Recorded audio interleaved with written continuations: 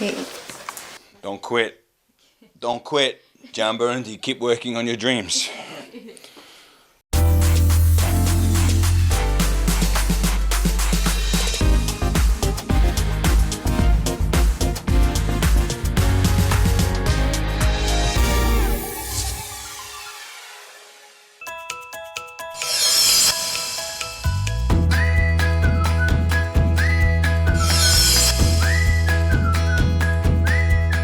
Mengidolakan sosok Michael Jordan dan juga mengikuti salah satu program televisi Amerika berjudul The Fresh Prince of Bel-Air yang dibintangi Will Smith ternyata membuat Tyson Lynch kegandrungan membeli sepatu Michael Jordan. Presenter kewarganegaraan Australia ini bahkan telah mengumpulkan berbagai nomor seri sepatu dari merek bintang basket melegenda tersebut. Halo pemirsa, selamat datang ke rumah Melanie sama saya di namanya Bamboo House. Dan anak Abuba, anak bule Batak. Ayo masuk. Saya mau kasih tahu tentang sepatu koleksi saya. So ya ikutin terus. Ayo, let's go. Sedikit kotor juga. Oke. Wow, banyak sekali. Paling mahal these are mungkin zaman dulu ya. Beberapa orang udah kira-kira 30-an. Mungkin kalian tahu Fresh Prince of Bel-Air? Will Smith? So dulu ada sitcom dari Amerika namanya Fresh Prince of Bel-Air. Will Smith. Ini namanya Bel-Air 5. Jadi ini khusus sitcom ini. Saya dapat ini dari orang dari Indonesia. Dia jual tapi dapat dari Amerika. Nggak ada, I don't have, sebenarnya bukan limited. Ini namanya, this is orange. Ini namanya Gatorade, ada merek untuk dari Amerika. Sepatu itu ada satu orange sama putih, terus ada lagi full green. So this is Jordan 17. Belum pakai satu kali untuk main atau apa aja. Now, because Indonesia is so hot, and my room I don't pakai AC terlalu sering, and belum pakai, you can see this here. Udah hancur. Ini udah hancur, But this shoe is very well stitched. See this? This is attention to detail. Banyak orang tidak tahu. This shoe is about 20 years old. And this t-shirt,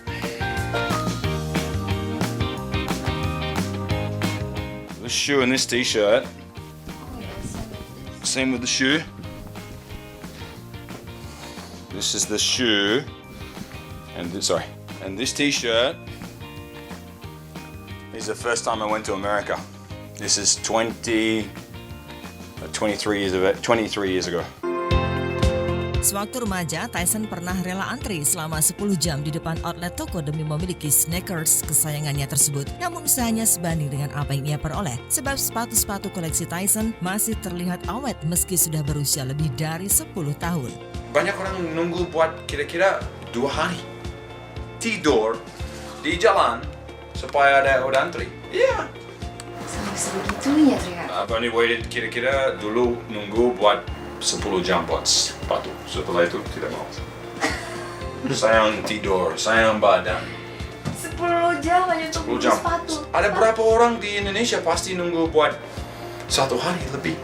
This is American football. These are very good for gym. Sangat empuk. Nggak mahal-mahal. Kira-kira 1.200.000. Oh, yang ini 1.200.000 Kira-kira.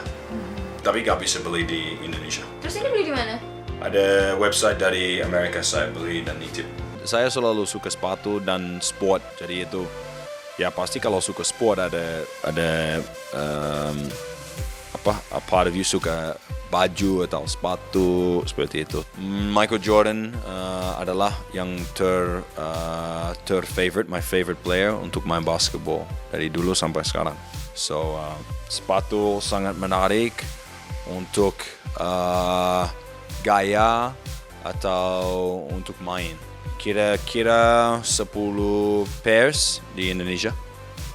Kira-kira. Ya. Tapi apa namanya? Ini dari dulu Australia. Ini dari semuanya. Ini pesan dari Amerika, ada website beli dulu, bukan gak bisa beli di Australia, harus pesan dari internet. Ini dari ada orang beli dari Indonesia, tapi dia pesan dari Amerika. Ini dari Australia. Ini beli setahun setengah lalu. This is bukan khusus untuk main basketball. This is just like a casual shoe, tapi saya pakai untuk nge-gym. Nah, istri juga bilang dulu, tolong, dan Matua juga. Matua lebih sering, tolong jangan beli sepatu lagi. Oke, Mama. Panggil Mama. Oke, Mama, saya harus kurangin. Jadi, ya sayang duit, sayang anak sekolah, ada lebih priorities, jadi harus lebih pikiran dulu. Oke pemirsa, terima kasih banyak ikutin saya tentang bicara sepatu dan koleksi saya. Jangan lupa ya, jangan terlalu heboh untuk beli sepatu apapun merek. Sayang uang, sayang hidup, sayang makanan, sayang keluarga. Jangan heboh, beli sekali-sekali gak apa-apa. Tapi there's more important things in life than sepatu. Thanks for watching, God bless you, bye for now. Kalau ini pakainya saya 40. Ini macam-macam ukuran sepatunya, biasa paling kecil 44. Paling besar 46. Tergantung jenisnya. Kalau yang ini bisa 44, 45 bisa.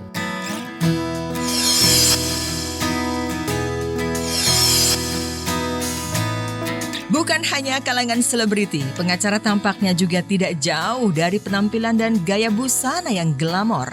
Salah satu adalah Farhad Abbas, di mana dia beberapa kali kesempatan tampil dengan mengenakan sepasang sepatu yang terlihat unik sekaligus mewah. Namun tidak banyak yang tahu jika sepatu-sepatu berduri itu adalah salah satu brand kenamaan yang diproduksi di kota Paris. Hari ini kita berada di kediaman saya untuk sebenarnya bersih-bersih koleksi atau sepatu lama saya. Saya udah nggak make, tapi sekali-sekali saya pakai, dan ada beberapa lawyer juga ikut-ikutan menggunakan apa yang saya gunakan. Kita lihat ya, ini udah lama nih. Sebenarnya ini hanya untuk mata aja. Sebenarnya ke kakinya sih saya biasa pakai sepatu-sepatu yang biasa. Tapi waktu sempat saya jadi produser, katanya kalau menjadi produser Amerika tuh harus punya sepatu yang gaul gitu kan. Itu. Ini sepatu ini punya sejarah-sejarah ya. Ketika saya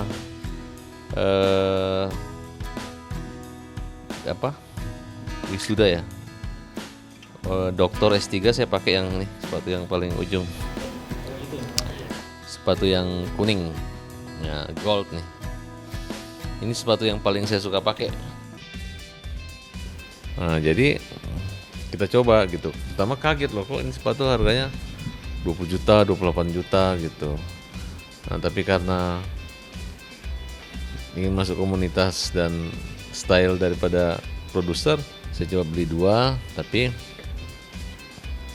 lama-lama dicari, ternyata ada koleksi terbaru ya, makin pengen punya rasa banyak gitu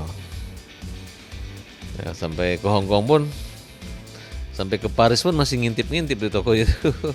Bagus, desain tokonya aja udah bagus gitu. Bahkan kalau di toko yang Jakarta ini, orang lihat ini sepatunya Farhad Abbas ya gitu. Sebelum memasuki ranah hukum, Farhad Abbas pernah meniti karir sebagai produser musik. Terinspirasi dari penampilan gaya produser Amerika yang terlihat modis dengan sepatu, membuat Farhad membeli 2 pasang sepatu bersol merah. Namun ternyata ia semakin cinta dan hingga saat ini memiliki 13 pasang sepatu. Setelah memutuskan menjadi seorang pengacara kembali, Farhad ternyata masih mempertahankan penampilannya dengan sepatu berduri tersebut yang kemudian membuatnya memiliki gaya fashion yang berbeda dari pengacara lainnya.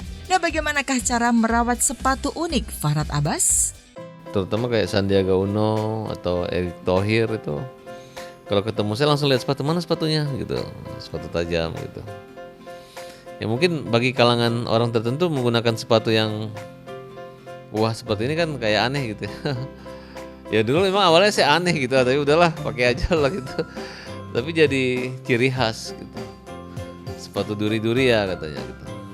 Oh nggak terlalu banyak, hanya kurang lebih 20-an lah ya. Nggak tahu ada beberapa ini, kalau ini kan cuma sisa berapa ya, 12-13 ya. Tapi kurang lebih antara 18-20 aja, nggak banyak. Harganya ya paling sedikit 14 juta, paling besar tuh hampir 40 juta. Perawatannya kalau untuk cucinya ke toko sepatu khusus pencuci. Mahal juga cucinya itu, bisa jutaan juga untuk nyuci aja. Paling murah 600.000. 600.000 sampai jutaan. Kalau ada lecetnya ada perbaikan. Iya. Kayak ini dulu. Ini udah nggak bisa diperbaiki. Rusak di sini. Aku tahu Pak, mana itu satu gimana. Ini. Itu kalau itu tidak bisa dicuci Pak. Tidak bisa dicuci. Ya kan dulu beda kan. Mau diperbaiki, tapi karena sering dipakai aja ini. Nah ini tambahan nih. Tambahan kan? Sesuai dengan bentuk dan desain yang unik, harga dari satu pasang sepatu milik Farhad dinilai cukup fantastis. Satu pasang sepatu memiliki harga paling murah sekitar 15 juta rupiah. Ini termasuk punya sejarah nih. Sejarah juga itu sejarahnya apa yang sepatu merah itu? Kalau kawinan orang-orang penting saya pakai. Kalau untuk pakai beberapa kali liputan dan dapat penghargaan TV, itu saya menggunakan yang merah ini. Kalau untuk netral ini kalau untuk santai-santai aja. Kalau ini untuk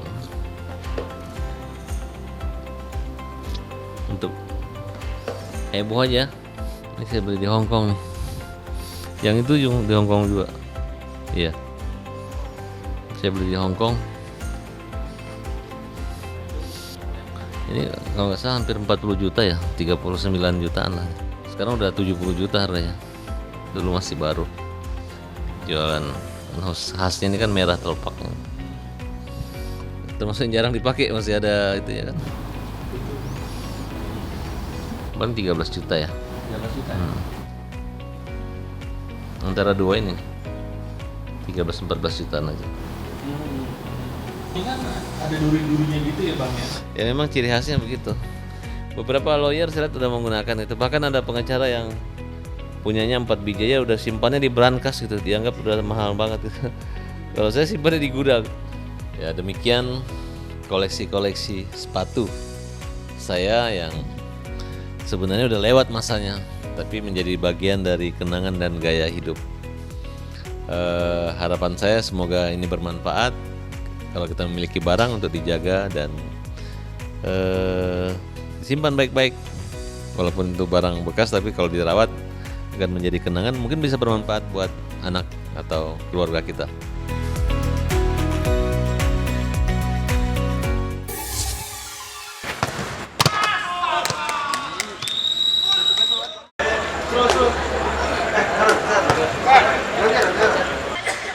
Pertandingan yang kedua kalah 1-0 tadi, kesalahan dari gua.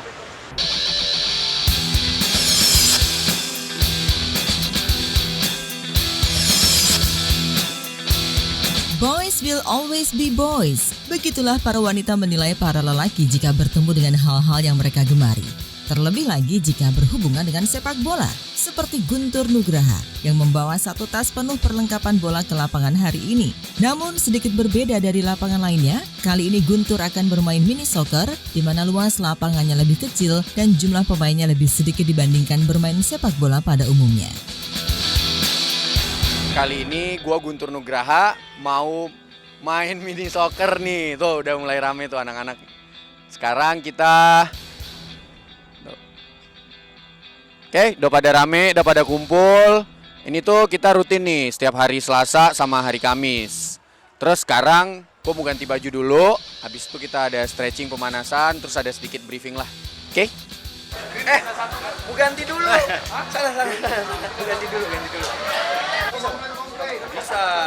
Ini kita ada Rizky Bilar juga nih. Baju aurat.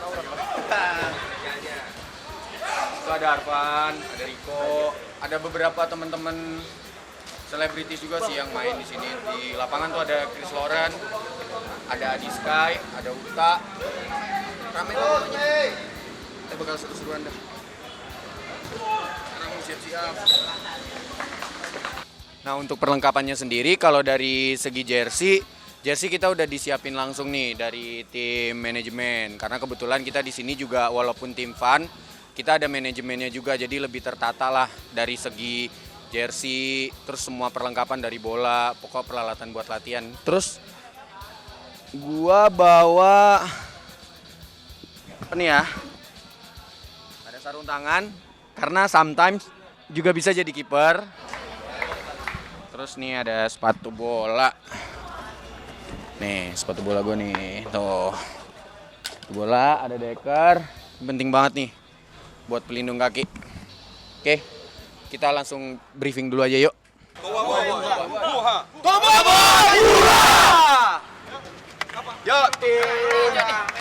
Tim hijau kita.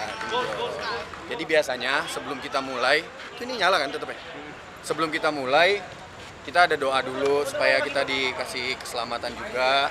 Terus ada sedikit briefing lah supaya mainnya tetap santai walaupun fun. Oke? Apa gue bilang? Tadi gue tuh harusnya jadi pemain. Terus berhubung Bilar telat, gue ngalah aja deh sama adik gue. Tapi ini orang bisa kiper bisa main, dua-duanya jago tuh. Fleksibel dia bisa, kiper bisa golin bisa digolin juga. Kita pemanasan dikit yuk. Sebelum memasuki lapangan, Guntur yang awalnya harus berada di posisi penyerang, ternyata dipindahkan sebagai penjaga gawang. Bak seorang profesional, Guntur tak mempermasalahkan perpindahan posisi tersebut, yang mengganti jersey pemain dengan kostum kiper lengkap dengan mengenakan sarung tangan.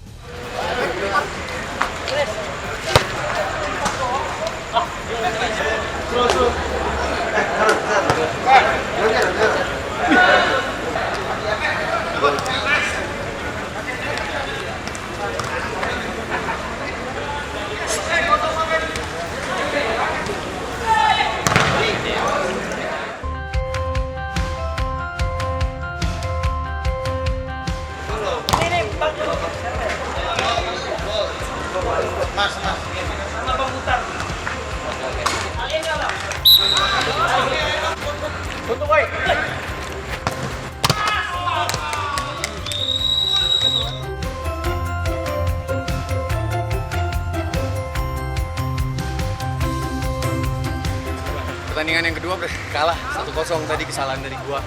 Kita di sini gitu mainnya gantian karena dikasih waktu satu pertandingan itu 10 menit dan 2 gol. Kalau udah 2 gol belum 10 menit, tim yang kalah diganti. Tapi kalau skornya imbang, dua-duanya diganti. Kayak sekarang karena gua kalah, jadi diganti dulu, gantian sama tim yang lain. Pada babak berikutnya, Guntur tidak melewatkan kesempatan untuk mengisi posisi striker. Segera ia pun mengenakan kostum pemain dan dengan semangat berlari menguasai lapangan dibandingkan menjadi seorang kiper yang harus bertugas menjaga gawang. Dengan striker saat bertanding, manakah yang lebih menantang bagi Guntur Nugraha?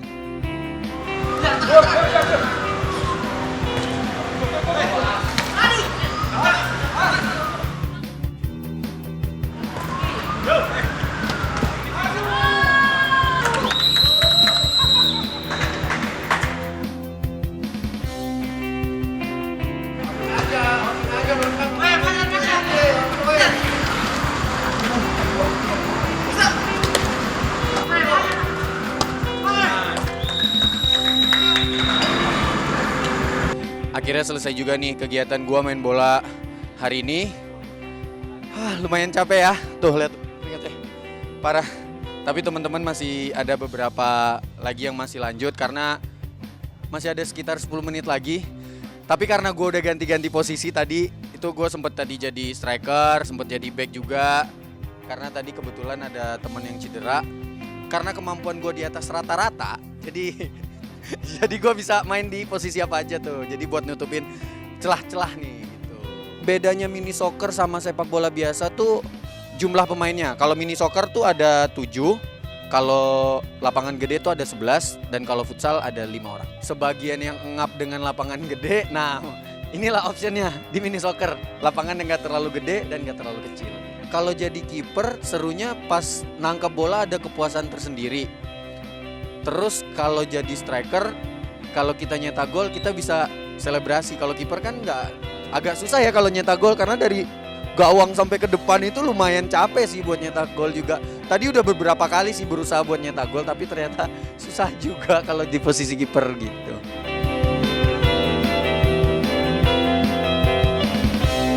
Oke pemirsa, terima kasih nih udah ngikutin kegiatan gua hari ini main mini soccer sama teman-teman dari Toba Boy. Sampai ketemu lagi. Jaga kesehatan. Ini ada beberapa, ini ada historinya yang sudah nggak beroperasi ya. Ada Adam Air, ada Mandala, ada Batavia, ada Pelita.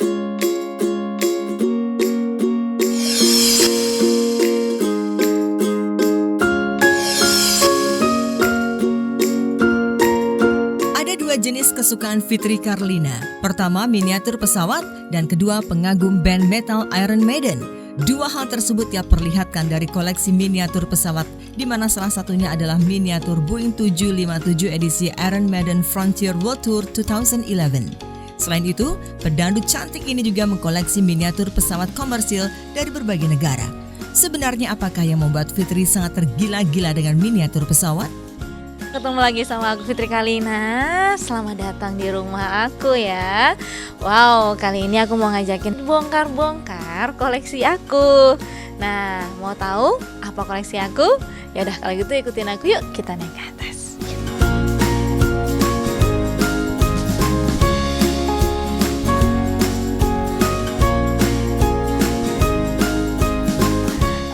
Koleksi diecast pesawat aku, airplane diecast. Jadi ini aku ngumpulinnya udah dari nyicil sih ya, dari semenjak SMP. Dan ini koleksi Iron Maiden aku yang terbaru. Ini juga pesawatnya yang terbaru, liverynya. Livery itu catnya gitu. Itu yang terbaru karena ini World Tour yang 2019 kemarin. Kalau ini yang langsung dari official Iron Maiden-nya dari Inggris. Itu waktu Iron Maiden show di Jakarta. Jadi pakai pesawat ini. Waktu itu pakai pesawatnya 757 seri 200. Jadi makin lama makin besar ya pesawatnya. Yang paling susah didapat ya ini. Ini paling susah didapat. Wah, ini walaupun kecil-kecil ini kan ini apa namanya skalanya ya. Ini skala 400. Kalau yang ini skala 200, ini skala 400. Jadi ini sesuai kalau apa ya, bandingin dengan aslinya skala 400 itu yang paling mendekati 1:400 itu paling mendekati aslinya gitu. Kan aku dulu punya cita-cita ya waktu masih SD pengen jadi pilot gitu kan, cuma nggak kesampaian. Ya bagus lah dapat suami pilot, ya lumayan lah ya. Jadi makanya banyak yang bilang oh itu koleksi suami ya, bukan, itu malah koleksi aku gitu. Jadi ini sama-sama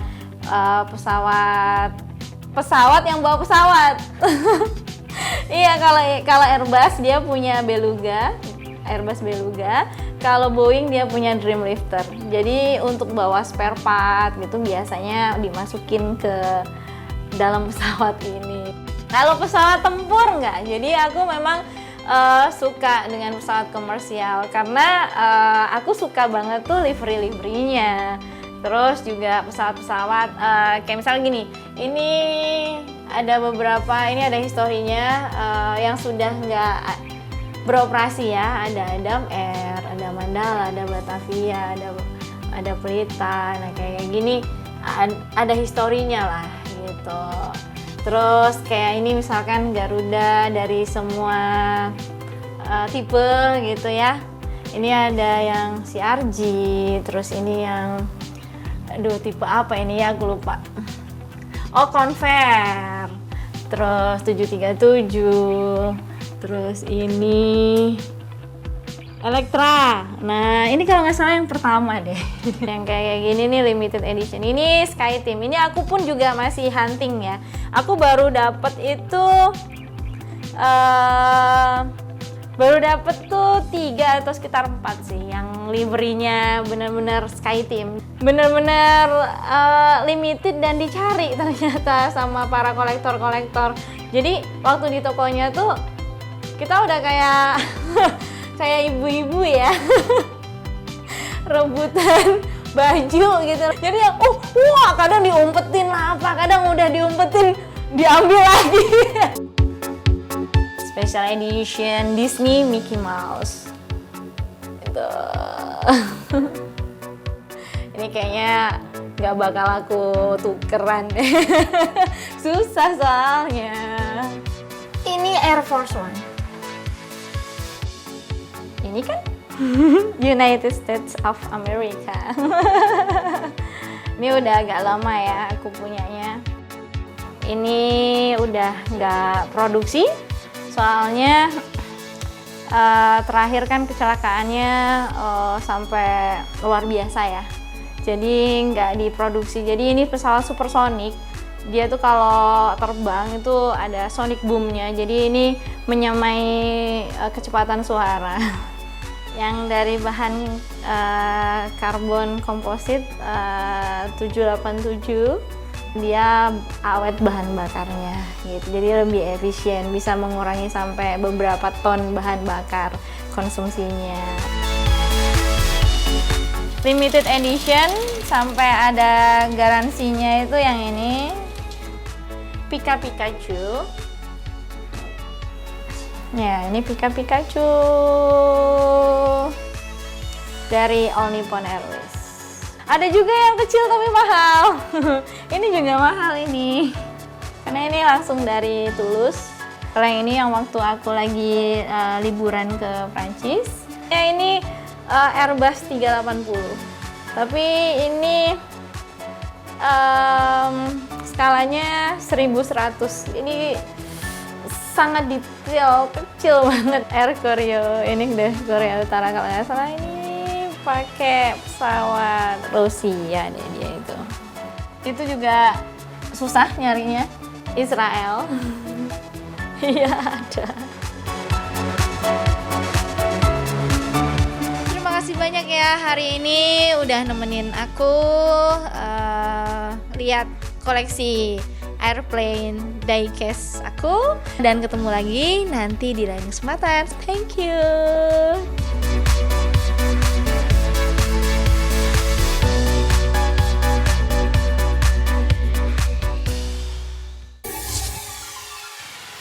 Ini cantik banget men. Emang tuh lihat tuh.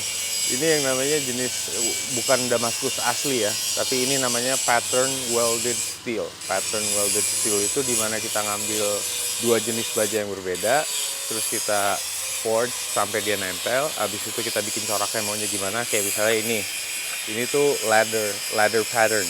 Ladder pattern tuh jadi kayak tangga.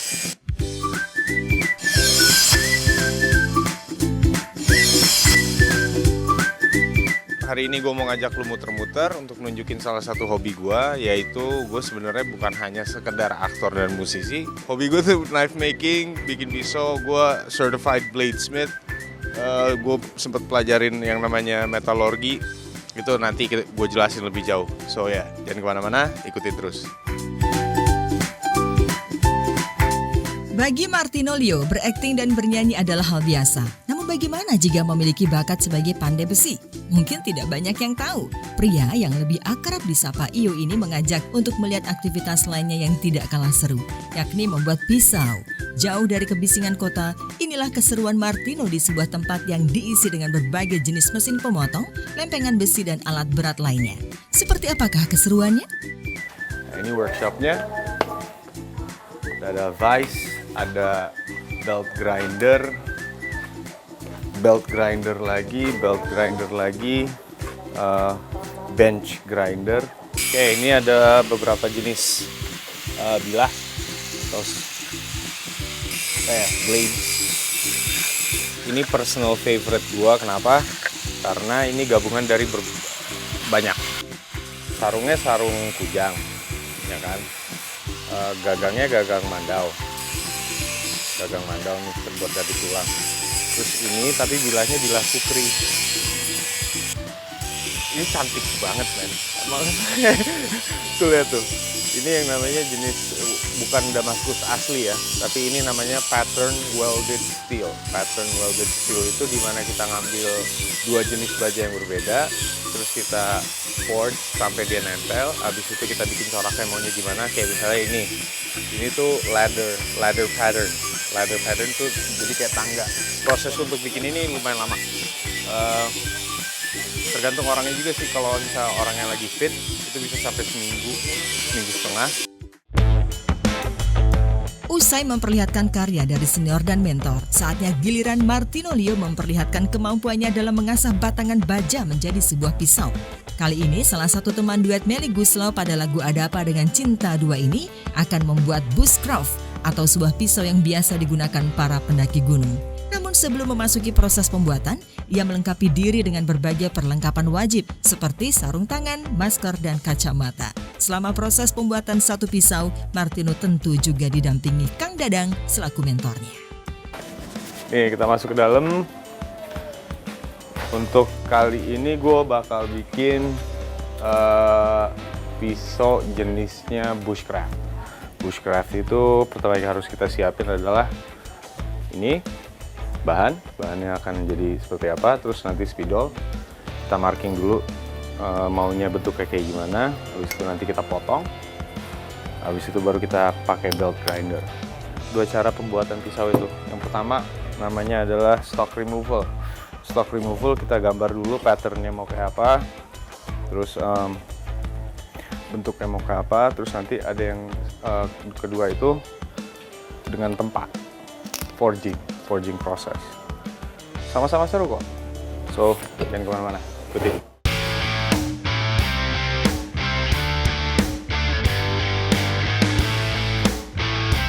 Tadi gue udah udah ngegambar. Ini gambarnya kayak kurang lebih nggak tahu ketangkep apa enggak ya. Ini namanya jenisnya bushcraft, pisau kecil. Ini biasa dipakai untuk berkemah, untuk potong-potong tali, untuk potong-potong daun.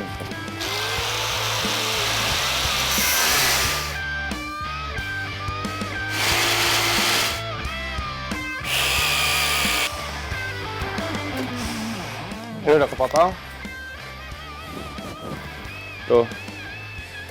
Akan jauh lebih gampang kalau kita ngerjainnya udah bentuk segini.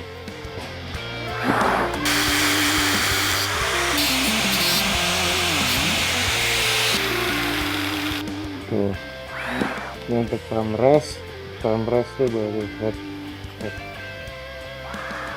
bunga deh, dirujak. Lebih flowing, jadi bentuknya kayak shoot gitu. Nah nanti ini masih perlu dikikis bagian sininya, set gitu. Ini basic outline udah, sekarang kita harus nge-punch, ngedrill lubangnya mau di mana? Sini, 3 lah. 3 apa 2 ya? 2. Oke, sekarang kita udah masuk ke tahap menyepuh atau pengerasan si bilah. Itu caranya dengan panasin ke suhu kritikal. Setelah si suhu kritikalnya udah nyampe, baru kita quench ke oil. Ini magnet, dia nggak nempel, berarti udah siap. Jadi kita masuk. Habis dilap, baru kita sanding down lagi. Habis itu baru di soften it, it's called tempering process. Di temper, setelah di temper baru bikin handle, and then we're done. Supaya bisa kita pegang. Bener-bener di tengah, itu mau kita gini berjam-jam nggak akan capek gitu. Kalau balance-nya di depan, dia cenderung begini, kita capek ngangkatnya gitu. Kalau weight-nya kalau kebanyakan di belakang, capek ke bawahnya gitu. Jadi have to be precise. Inilah sebagian dari hobi gue. Nanti kedepannya gue cari hobi lain dulu. pasti nanti lu gue ajak-ajak lagi kok. Dan yang jelas hobi gue selanjutnya nggak umum. Gitu aja. Lebih ekstrim. Dan thank you udah nemenin selama proses gue bikin pisau. Saya tidak hafal satu persatu, tapi ini termasuk koleksi awal dulu saya. Ini awal? Iya. Tahun Ini berapa? mungkin tahun 99.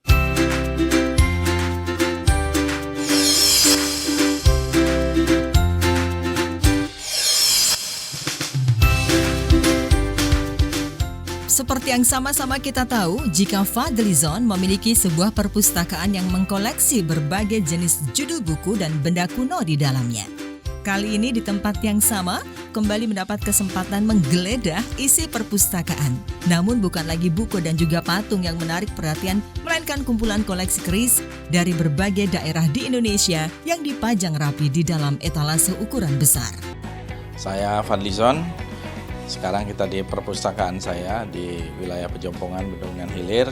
Saya akan menunjukkan beberapa koleksi, yaitu keris dengan koleksi numismatik atau koin-koin dari kesultanan kerajaan di Nusantara. Cukup banyak yang lain, dulu mungkin pernah tentang buku, tapi mungkin koleksi-koleksi yang lain juga di masa yang akan datang. Mari, silakan.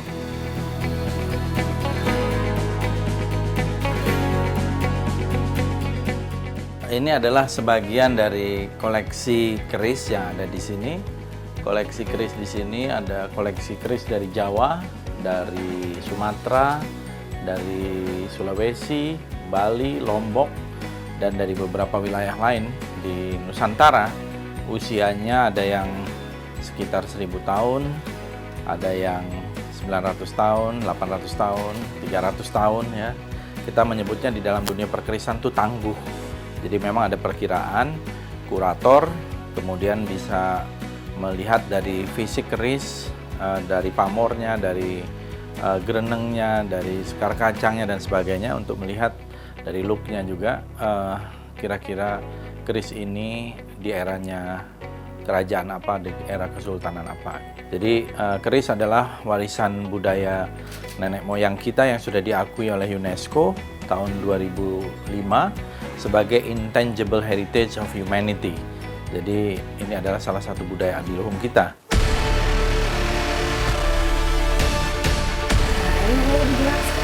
Nah,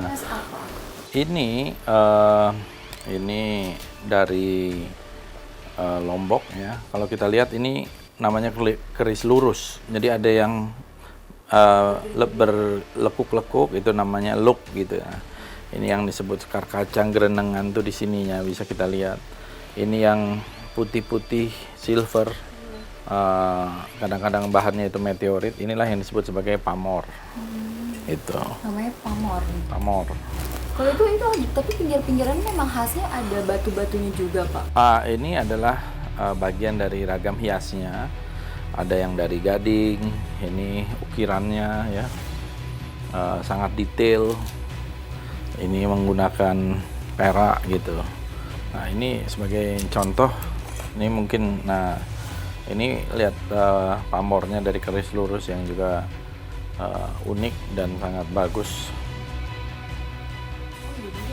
Ya, setiap keris itu pasti selalu ada perbedaannya dan selalu punya keindahan tersendiri gitu. Macam-macam. Yang ada di sini aja deh. Ada yang dari kolektor gitu ya, ada yang memang saya mahari atau beli gitu ya. Saya tidak hafal satu persatu, tapi ini termasuk koleksi awal dulu saya. Ini awal? Iya, Tahun ini berapa? mungkin tahun 99. Jumlah keris yang mencapai kurang lebih berjumlah 2.000. Mungkin akan sedikit kewalahan untuk memperkenalkannya secara satu persatu. Untuk itu, Fadli membuat katalog khusus mengenai keris koleksinya berdasarkan daerah yang ditemui. Kalau saya ceritain ini ada 2000 keris nggak akan selesai. 2 tahun, iya. jadi sebagai contoh-contoh saja gitu. Nah kalau mau melihat detail, nah saya membuatlah yang namanya katalog. Jadi kalau mau cerita satu persatu keris, nah di sini ada katalognya. Nah misalnya keris ini keris Sumbawa, tilam upih, pericikannya lurus, picetan, pamornya surawurung, volumenya panjang, tebal, lebar, nah detail ini. Ini contoh ya, volume. Ini sarungnya sari bulan bahan baikung ini. Jadi satu persatu. Satu persatu. Ya. Nah seperti ini. Keris pusaka. Ini dapurnya carubuk namanya. Apa namanya Pak? Carubuk. Yang apa nih? Dapurnya, bentuknya. Percikannya, pamornya, teknik tiban, motif kulit semangka. Kemudian volumenya, asalnya, kapan didapatnya. Kemudian tangguhnya itu eranya era Sumbawa. Setiap keris itu saya buatkan ada satu deskripsinya. Ini seperti ini keris alang. Ini dapurnya tuh sepaner namanya. Karena pamor juga ada ratusan nama bentuk pamor. Nah, ini keris panjang atau keris eksekusi. Beda, ini berbeda. Ini wilayah dari Bangkinang. Ini khusus semuanya keris Minangkabau. Ini rumpun keris Bali dan Lombok. Nah, ini semua ada deskripsinya.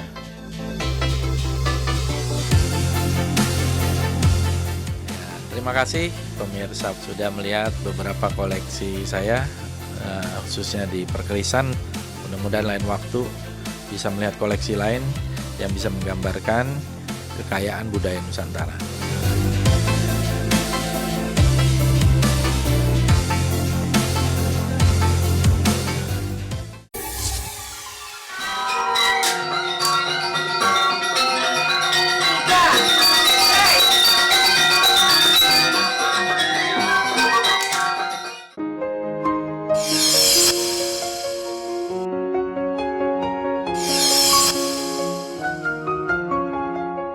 Selain seorang instruktur yoga, Wanda ternyata tertarik mempelajari salah satu kesenian budaya tanah air, yakni tarian tradisional Bali. Pada kesempatan kali ini, Wanda tidak mengenakan pakaian sporty seperti biasanya, melainkan balutan kebaya dan sarung yang membuatnya terkesan lebih cantik dan elegan. Bersama teman-temannya yang telah berkumpul di studio Sanggar, inilah keseruan Wanda dalam berlatih menari tarian khas Pulau Dewata tersebut. Hai, halo pemirsa di rumah. Saya Wanda Hamidah. Nah, pada hari Sabtu pagi ini saya biasa saya baru belajar tari Bali dan kebetulan yang ngajar saudara sepupu saya yang memang udah maestro dalam tari Bali. Ini gurunya Rina. Halo, saya Rina dari Lestari Ayu Bulan. Latihan di sini biasanya hari Rabu sama Sabtu. Saya ganti kostum menari dulu ya.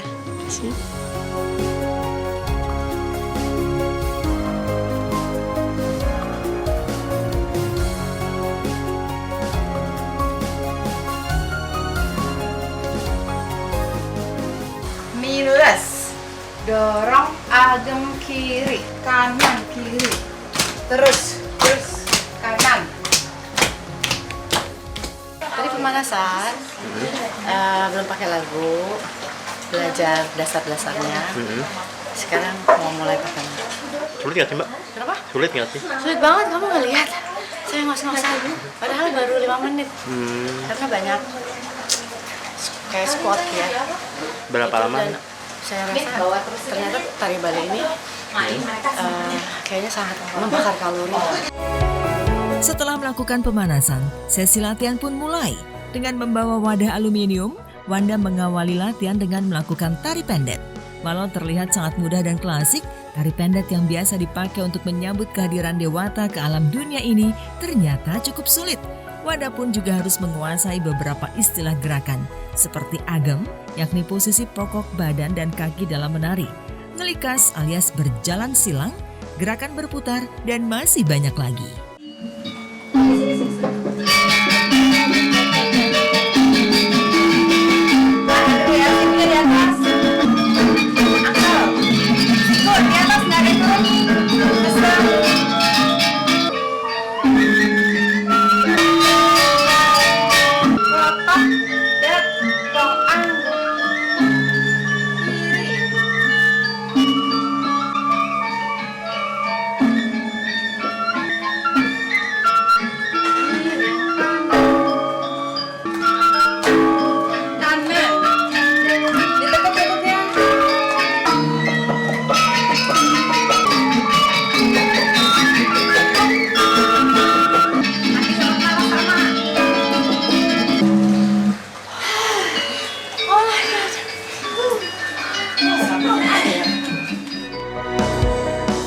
latihan pertama pun selesai. Usai istirahat sejenak, Wanda dan kawan-kawan lanjut pada sesi berikutnya yaitu tari kupu-kupu. Wanda menggunakan kipas sebagai aksesoris yang melambangkan sayap kupu-kupu yang melakukan metamorfosa. Ia pun mengikuti arahan dari sang pelatih. Gerakan tarian yang pelan namun tegas dan penuh ekspresi ternyata cukup menguras energi dan keringat para peserta. Proses pembelajaran yang diikuti Wanda kurang lebih 6 bulan ini nantinya juga akan dipertunjukkan pada acara Family Day yang ia buat bersama teman-teman sanggar.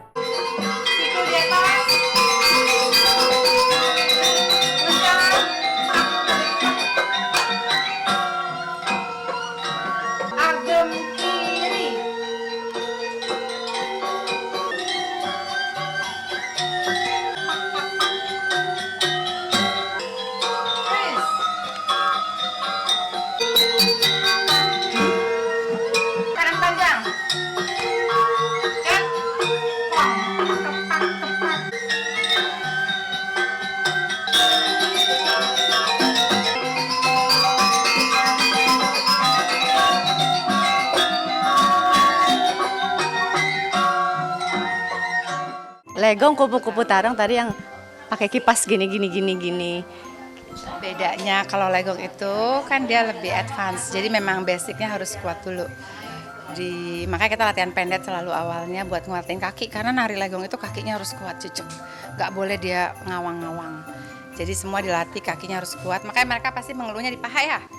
Paha sama ini, karena kan sikunya di atas terus, ininya nget terus. Tiap tahun ada family day. Jadi pertunjukannya khusus untuk para keluarga kita. Tapi kalau kamu mau nanti aku undang. Bagus, cantik banget. Bajunya warna-warni, kainnya indah, kebayanya indah. Kita pikirkan dari stagennya indah. Semua perintilannya itu mendukung keindahan tarian gitu. Jadi kipasnya aja bagus gitu, warna-warninya. Jadi banyak sekali unsur di dalam tarian Indonesia yang ya harus kita lestarikan. Kalau bukan kita yang melestarikan, siapa lagi yang akan melestarikan?